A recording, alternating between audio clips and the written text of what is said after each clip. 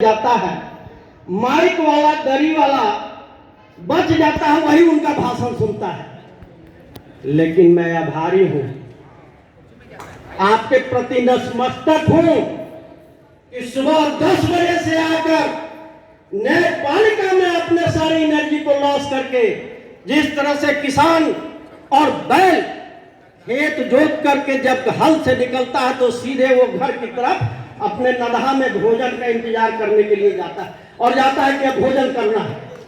हम अधिवक्ताओं का भी समय हो गया कि ये 4 बजे के बाद किसी की सुनने की बात नहीं है।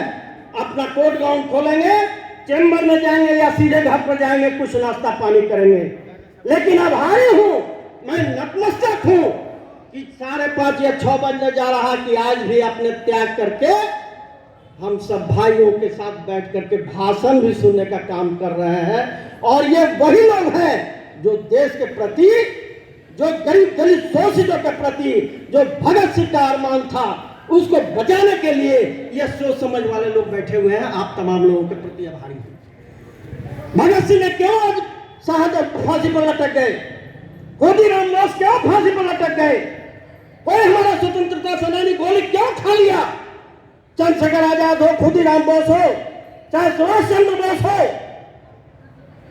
क्या इसलिए देश की आजादी सोच रहे थे कि हमारा बाल बच्चा एमपी और एमएलए बन जाएगा और देश का प्रधानमंत्री मुख्यमंत्री बन जाएगा?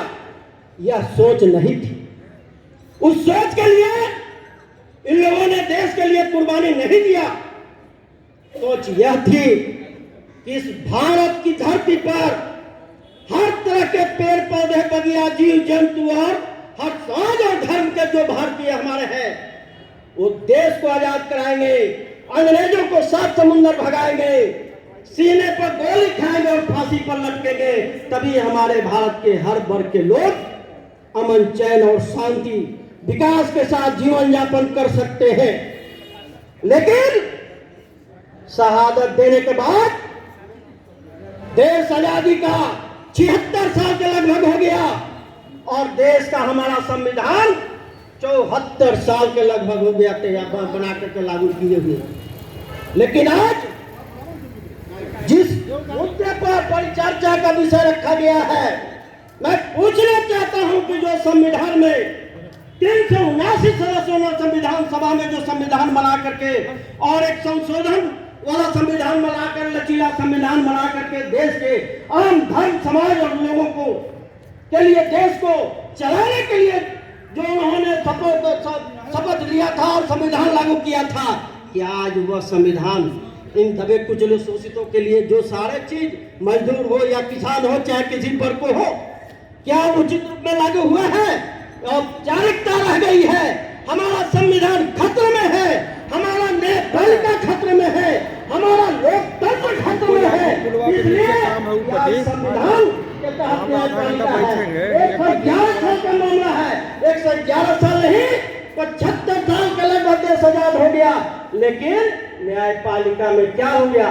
200 आर्टिकल 217 के तहत, 124 के तहत हाई कोर्ट और सुप्रीम कोर्ट में जजेस की बहाली होती थी। लेकिन 1981 में फिर जजमेंट लाया गया और 1993 में दूसरा जजमेंट लाया गया और उसको संकुचित करके कॉलेजियम सिस्टम लागू हुआ। क्या आम दबे कुचले डिजर्विंग लोग जो है, चाहे किसी भी समाज का लोग हो, किसी भी समाज का पढ़े लिखे लोग हो, क्या उच्च न्यायपालिका में जज बन सकते हैं? नहीं बन सकते हैं।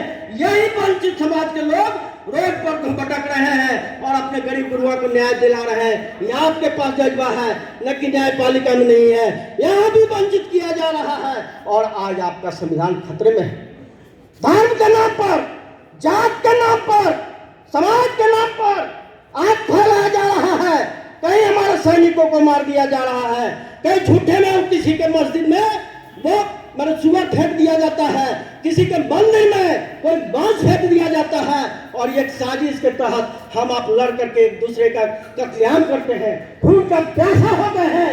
इसलिए आप तमाम जितने लोग हैं, आपसे मेरा करना प्रार्थना है कि जिस तरह से, जिस जज्बा के साथ इन लोगों ने देश की आजादी के लिए शहादत दिया, आप मुट्ठी भर ये लोग हो, देश की आजादी में जितने परिचालना करने वाले वो सबसे अधिक न्यायपालिका के अधिवक्ता बंधु थे।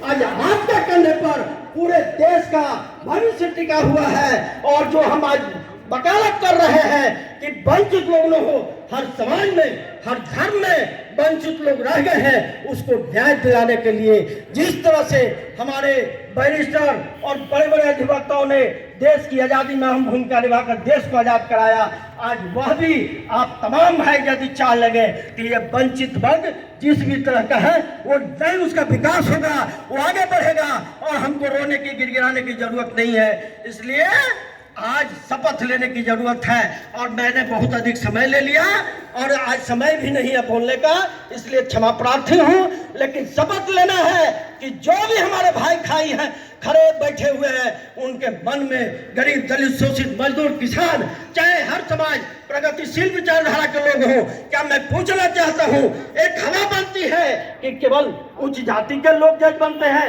मैं नहीं मानता। मैं मानता हूँ कि जो अंग्रेज भगाए गए 7 समुंदर दूर और आजादी के लिए दाह संस्कार करके देश को आजाद कराया, उनका कुछ मुट्ठी भर संतान यहाँ बच गए हैं जो न्यायपालिका में भी बैठे हुए हैं, और कुछ कट्टरपंथी जो देश की गद्दी पर लोग बैठे हुए हैं, वो देश को जला करके अपना सत्ता और सुख भोगने का ये बड़े इशू बनाए हुए हैं। इसलिए मैं इनके शहादत दिवस पर तभी हम मैंने शपथ लेने की जरूरत है और हमारा तभी चरितार्थ होगा कि मीटिंग से पहले हम मैंने मीटिंग करने के बाद हम यदि सभी भाई यह प्रण ले लेते हैं कि जिस तरह से भगत सिंह ने, राजगुरु ने, चंद्रशेखर ने, खुदीराम बोस ने देश की आजादी के लिए फांसी पर लटक गए, गोली खाए, बहुत सारा जिनका नाम नहीं ले रहा हूँ, उस तरह से आपको शपथ लेना है कि यदि सही में गरीब, दलित, वंचित, मजदूर, किसानों को मान सम्मान दिलाना है तो आपको खड़ा रहना होगा। और एक माचिस का तिल्ली का भी है, आजाद है वतन, आजाद रहेगा, मरते वक्त भी इन शहीदों का मान और सम्मान तिरंगा हमारे साथ रहेगा। जय हिंद, जय। चलिए, आप बहुत